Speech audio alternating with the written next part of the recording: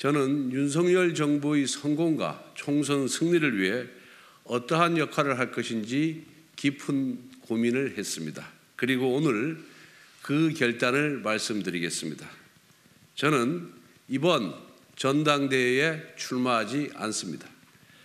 대통령의 최측근이 지도부에 입성할 경우 당의 운영 및 총선에 불필요한 오해의 소지가 있을 것이라는 당원의 여론과 우려를 기꺼이 수용하기로 했습니다. 그리고 또 제가 출마할 경우 윤심이 작용했다라는 또 불필요한 오해를 낳아서 대통령의 국정 운영에 부담을 줄 것이라는 여론도 수용을 했습니다.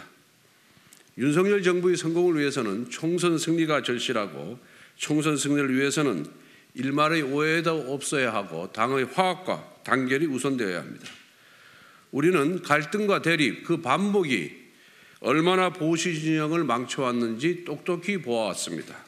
어떠한 대가를 감수하더라도 이러한 전철을 다시 밟아서는 안 된다는 것이 저의 절대적인 신념입니다. 동시에 이번 전당대회를 통해 우리는 윤석열 정부의 국정 철학과 과제를 가장 확실하게 실천할 수 있는 당대표를 선출해야 합니다.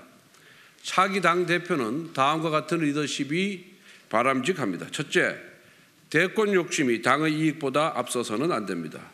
차기 대통령 출마에만 몰두해 온 사람이 당대표를 맡으면 필연적으로 계파를 형성할 것입니다.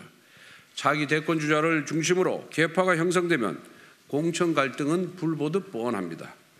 공천 갈등이 격화된 선거치고 승리한 선거는 없었습니다. 둘째, 차기 당대표는 강력한 대야 투쟁을 통해서 전국의 주도권을 잡아야 합니다. 좌파 카르텔의 집단 공세 앞에서 단호해야 합니다.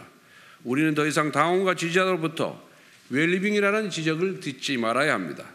대야 투쟁을 통해 성과를 만들고 그 성과를 통해 총선에서 유리한 지형을 만들어야 합니다.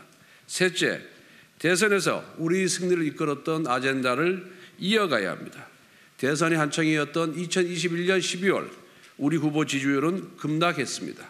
승리가 멀어지고 있던 그때 저는 캠프 안팎의 젊은 참모와 실무진을 불러 모아 선거 캠페인을 완전히 바꾸었습니다. 여성가족부 폐지로 시작한 한 줄 공약 등을 젊은 실무진과 함께 기획했습니다. 그 결과 우리는 민주당을 공중전에서 압도했고 선거 판세를 뒤집을 수 있었습니다. 대선 때 만들어진 한미동맹 강화, 원전 최강국 건설, 시민단체의 비리 근절, 과도한 외국인 건강보험 혜택과 상호주의를 무시한 외국인 투표권 부여에 대한 불공정한 제도의 개선은 이미 국정과제에 반영되어 국민의 호응을 받고 있습니다. 이와 같이 호응이 높은 어젠다를 계속 발굴하고 당의 대표적 상품으로 만들어야 합니다. 아젠다를 주도할 수 있어야 선거에서 승리할 수 있습니다. 넷째, 보수정당의 정체성을 강화해야 합니다. 윤석열 정부의 탄생은 보수정당의 리빌딩의 시작입니다. 한미동맹, 시장경제, 자유민주주의 같은 우리의 전통적 가치와 노선을 복원하고 있습니다. 야권의 때보면 원칙으로 대응하고 거짓 선동에는 사실로 반박하고 있습니다. 이제 국민의힘이 변화할 차례입니다. 민주당의 언어와 논리를 가져와서 내부 투쟁의 도구로 썼던 습관부터 버려야 합니다. 우리 당의 정강정책 곳곳에 박혀있는 민주당 흉내내기부터 걷어내야 합니다. 따뜻한 보수와 같은 유약한 언어도 버려야 합니다. 이제 우리는 보수의 가치와 원칙 그리고 보수의 어젠다로 국민을 설득해야 합니다. 이것이 당정이 단결하는 길이고 이것이 총선에서 승리하는 지름길입니다. 사랑하는 당원 동지 여러분, 국민의힘 당사에는 세 분의 전직 대통령 사진이 걸려 있습니다. 이승만 대통령, 박정희 대통령, 그리고 김영삼 대통령입니다.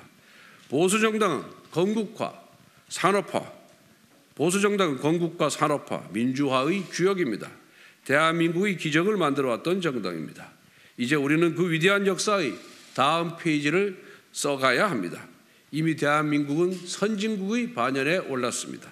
이제 글로벌 선도국가로 도약해야 합니다. 대한민국은 한 번 더 도약하여 기회가 강물처럼 흐르는 나라, 그 기회를 쟁취하는 강인한 개인들의 나라가 되어야 합니다. 저는 비록 전당대회에 출마하지 않지만 대한민국의 더 나은 미래를 위해 주어진 자리에서 최선을 다하겠습니다. 감사합니다.